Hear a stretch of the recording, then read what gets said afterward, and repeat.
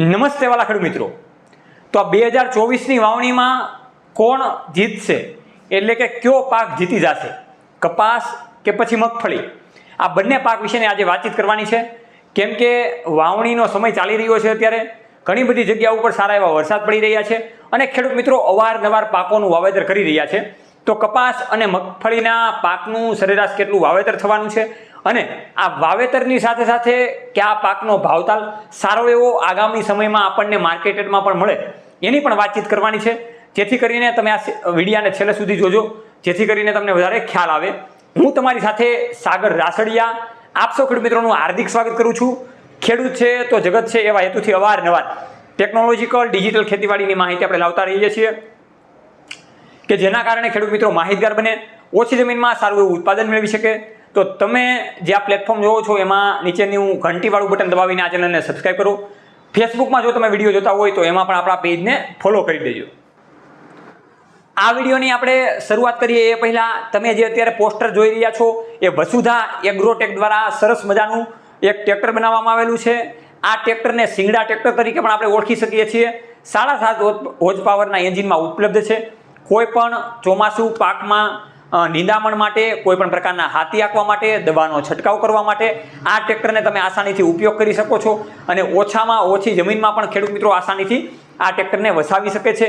એના માટેનો જે નીચેનો કંપનીનો કોન્ટેક્ટ નંબર છે એમાં તમે ડાયરેક્ટ કોલ કરીને કંપની સાથે વાર્તાલાપ કરી શકો છો.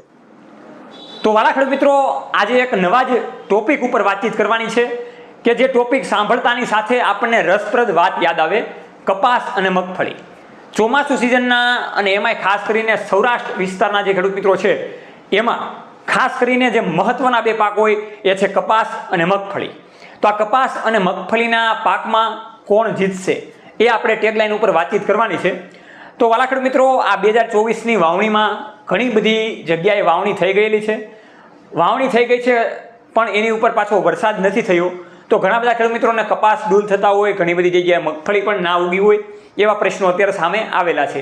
એટલા માટે પહેલાં તો એ ધ્યાન દોરવાનું કે ભાઈ બરાબર વાવણી થાય, સારી એવી વાવણી થાય અને સારો એવો વરસાદી માહોલ જામે ત્યારે જ વાવેતર કરવું, જેથી કરીને આપણું મોંઘું બિયારણ લીધેલું હોય એ વ્યસ્ત ના જાય.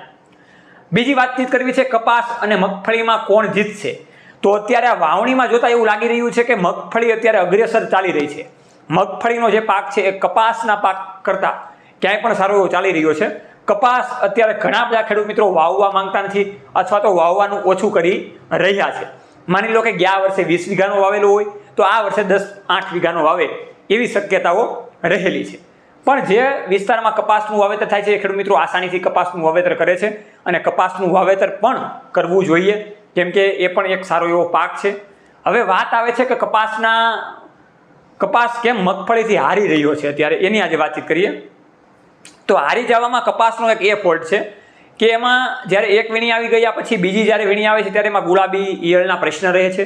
ગુલાબી ઈયળ માટે હજી સુધીમાં કોઈ પણ દવા સંશોધાયેલી નથી અને બજાર ભાવ સારો એવો મળતો નથી અને કપાસનું ઉત્પાદન નથી મળતું. એટલા માટે ખેડૂત મિત્રો થાકી ગયા છે અને કપાસ ધીરે ધીરે વાવવાનું ઓછું કરી રહ્યા છે.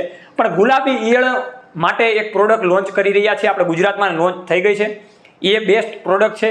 એની માટે પણ આપણે માહિતી આપશું. એની માટે જે નીચે કોન્ટેક્ટ નંબર છે એમાં તમે કોન્ટેક્ટ કરી શકો છો. એટલે ખેડૂત મિત્રો કપાસ ઓછો કરી રહ્યા છે. એની સામે મગફળી એટલા માટે વાવી રહ્યા છે અને મગફળીની વાવેતરમાં જીત એટલા માટે થાય છે કેમ કે એક તો 3 થી 4 મહિનાનો પાક છે. ચોમાસું પાક પછી શિયાળુ પાકનું આગોતરું વાવેતર કરવું હોય તો થઈ શકે છે.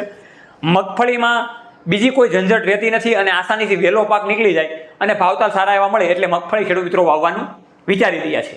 હવે મેઇન છેલ્લે વાતચીત એ કરવી છે વિડીયોના અંતે કે કપાસનો ભાવ વધારે રહેશે કે મગફળીનો ભાવ.